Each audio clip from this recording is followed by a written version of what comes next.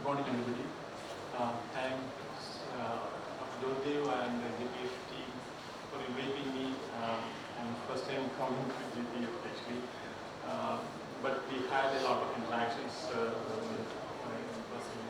So we all know very well our past JPEF.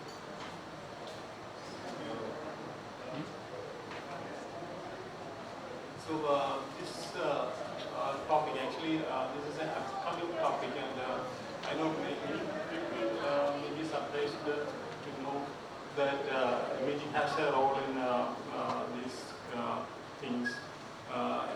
Essentially, that these, whatever I am presenting or showing, may not be available in many centers. That is one of the problems that we as radiologists also face, because many of these equipments are very expensive. That is one of the important points to be said. That's why it can be seen that even maybe, I cannot claim, but for the past several years, I may be the only person who is doing some of these things in Trivandrum, because the equipment is so costly, as you know. This ultrasound MRI and all costs more than 10 crore rupees, and so nobody can afford it. That is a basic problem with it, when we talk about this. I will just come to these topics. Statistics, everybody knows about this. I don't need to emphasize on the statistics.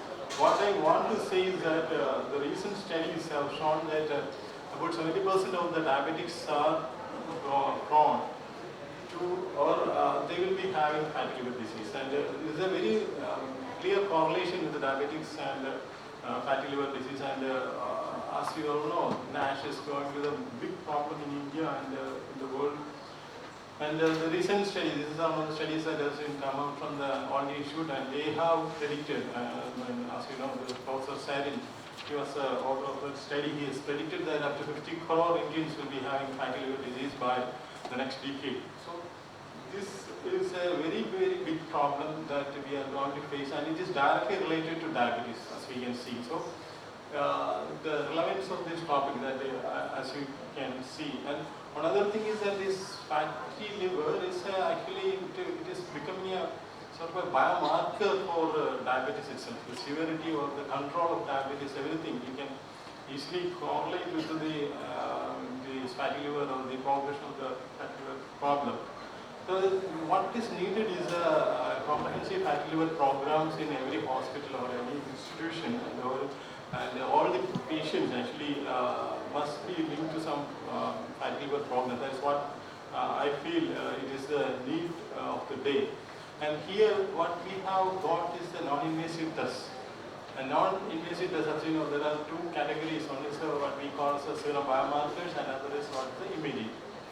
Because you cannot go and do the invasive testing, means biopsy. Biopsy is now the gold standard, but you cannot do biopsy in all these patients. So that is but fortunately we have got tremendous advances in radiology, imaging, and all these softwares, and we are at a point, and we have got a short in terms with the artificial intelligence tools. So together we are at a junction where we can definitely offer very precise diagnosis of NASH or this NASH progression without biopsy. So that is what the entire, what I wanted to convey to the audience, that the NASH diagnosis need not be an invasive diagnosis, and we are fortunately having many tests to get into this. And this is a comprehensive program that we can all think about, and I have just put it where we start from the questionnaires, from the physical measurements, the lab investigations, the ultrasound is there, shear wave is there, the MRI quantification, microscopic wave is there, and imaging biomarker. So this is the essential steps that we can do, or we have to think about introducing into the clinical practice. And there can be additional steps like SAT quantifications, sarcopenia, total abdominal muscle, risk scoring, apps, so all these things, and genetics, of course, and artificial intelligence again coming. This kind of approach, I think it is a need of the day, but it needs, of course, a lot of intercommunication between all all of us. So this is a comprehensive fatty liver program question. This is actually called from the University of Nottingham team. We had a program, or a sort of a research program back in 2018 with this team, and they have devised specifically for India. So this is a questionnaire they have given us. And etiology, basically NASH progression, everybody knows about NASH progression, FL2 and ASH and cirrhosis. What we are looking at is an FLD, the term, and everything last year has undergone a tremendous revision, and the ASLD and all other these associations have come out with the statements saying that we have to throw out the term alcoholic, because it is not the alcoholics that are getting this problem, and we are now going to term it as SLD only. So it is all steatotic liver disease and steatohepatitis, steatotic progression, all these things have become SLD. And the umbrella of SLD, this is the umbrella of SLD as defined by SLD. And so we have the our usual SLD as MASLD, the metabolic dysfunction associated steatotic liver disease, and then MASLD. So the alcoholic liver disease as such now has been defined, very precisely defined by this team as MASLD, and how we can define, they have given the, this is for the European and Americans. I don't know whether India has got some specific criteria, but up to how much of alcohol our daily intake per day you will consider as MASLD. But as we know, in India we have a combination. Many people will be having this MASLD combination along with the diabetes. So this is a terrific combination that we are having. Most of the people will be having all these things, MASLD, and this diabetes. So we are going to face, as Dr. Professor said in US, lecture last year, we're going to face a tsunami of metabolic liver disease in India. That is the prediction that only it should have come out. 50 crore Indians are going to have this problem. So this ASLD has come out with this cardiometabolic criteria, this adult criteria, there's a pediatric criteria. I will go into details. And now we have got, all these societies have also come out with many algorithms, because to help out to navigate through these various definitions, ASLD has come out with a decision support tool. All this is available online actually. There's steatotic liver disease, and does it meet cardiometabolic criteria. So this is the first number one question that ASLD has put forth, whether the patient has got any cardiometabolic criteria. So now it is not just fatty liver, it is not, you just cannot term everybody as just having a fatty liver. You have to define this criteria of what we say as a cardiometabolic criteria, because these cardiometabolic factors are now become the focus of what is going on. It's not just a fatty liver. Fatty liver is on part of the entire problem. The spectrum of things that's happening, and you have to look into the entirety of the thing. That is what the ASLD is saying. You just not look into the liver alone.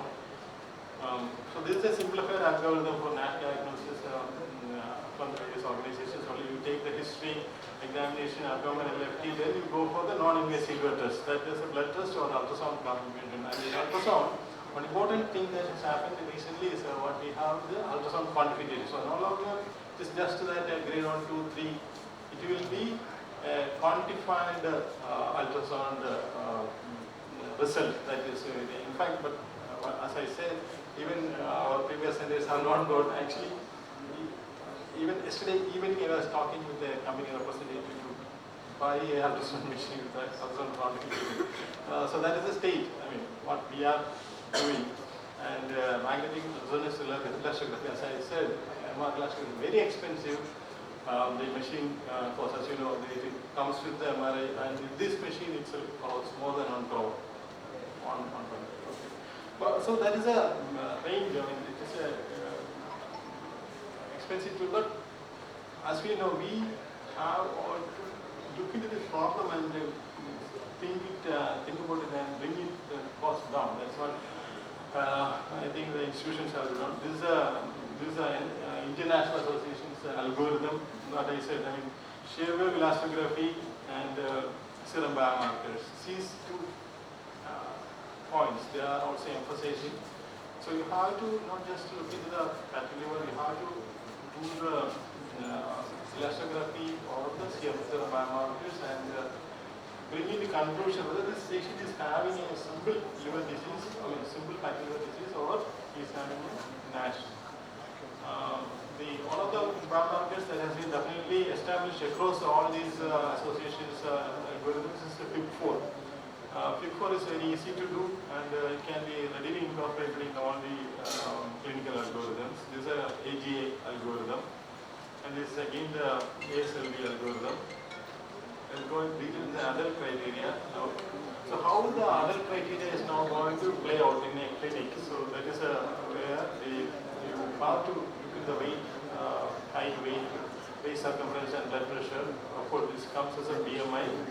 And this is the main items in the cardiometabolic criteria. Then you look at the FPS, PPS, HbA1c, triglycerides, HDL, cholesterol. So this is the metabolic part of that criteria, cardiometabolic. And pediatric criteria is also there. So I put together these things and we can actually think about going step by step. Step 1 will be evaluation using the ultrasound. You can do ultrasound grading or ultrasound fat quantification because the tools are available. 3 companies are now in the Indian market offering the ultrasound fat quantification.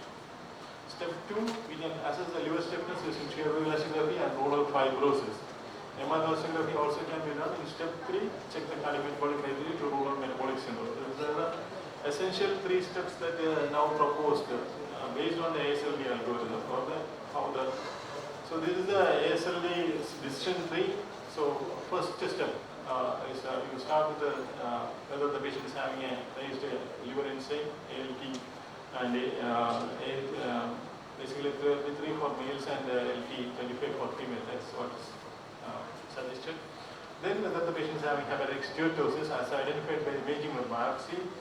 Then you have whether the patient is having a liver enzyme having ruled out. When you have a liver enzyme elevation, you have ruled out hepatitis conditions. And then you check for the or various other autoimmune or all these iron overload. All these things can be ruled out. Then whether the patients have had a biopsy. So then this is a pediatric criteria. We'll go fast because a lot of other things are to be said.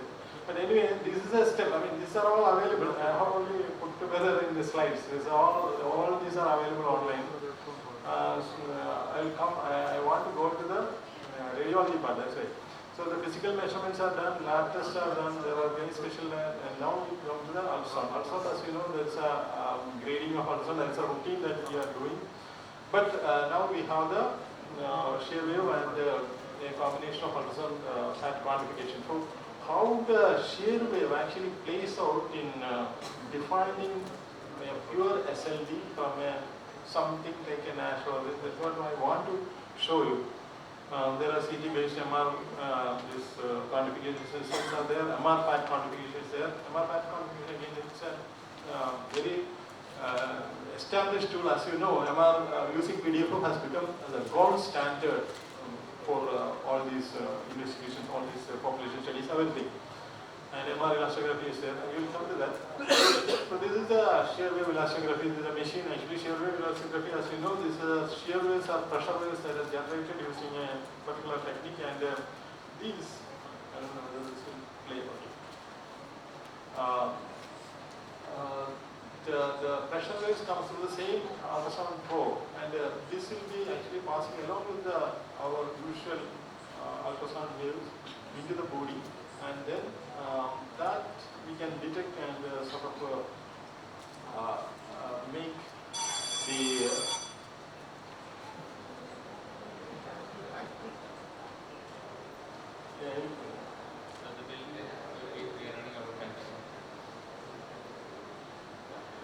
so this I mean whatever I wanted to say I have told you. This the new technologies are there, and this is how we do the elastography. The video was showing the details of how we are doing it. This is a consensus statement, and these are the. I'll show the images. So this is how this normal how it comes in this film. But this is how if you have a normal elastography value, it depends on the machine, but usually it is 5. If you have a normal elastography value along with a normal looking or a little minimal fat, or this liver will most of the time 90% is normal. But if you have a value that is going above that values, the shear wave value going above the normal limits, that liver is going to be a problem. That is exactly the crux of the matter, how we are going to define this problem. The normal liver, whatever, just to put that problem, you will get a normal blue color, it will come. And all the values will be also normal, it will be always less than 5. But when there is some problem, some NASH or something, it goes up, the blue color disappears, you will get a mixture of colors, green, yellow, red, it goes on higher and higher. And the value, we can see it goes higher and higher. So this is how we are going to diagnose NASH, because this is a non-invasive testing. And we can serially evaluate this patient and get then this is a picture that how it develops, and it goes on the picture changes, how it becomes more like blood, and the value also increases. So this is a high resolution picture which will show you how the progression happens, and that's how exactly the imaging comes in. Imaging helps us to define the normal without putting any needle. Same is with MR elastography. This again, these are color images as well as the values. As you can see the values. So this is how we are going to help define this problem. I don't have the time to show the MR, but that is also an interesting part. But anyway, time is over. Yes, the time is up. So no problem. But what I wanted to say is that the imaging along with the serum biomarkers can definitely make a very crucial difference to all these patients having this fatty liver problem. And we have the advanced technologies coming in. We have really great advances are happening across the world, and this all coming into India also.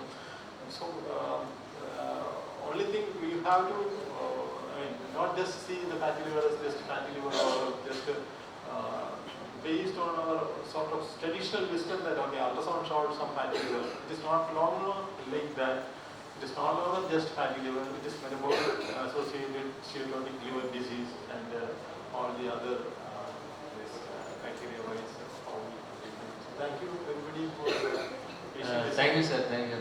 We will have the discussion at the end of the session. We have 3 more speakers, and then we will invite all the speakers for discussion. Thank you, sir.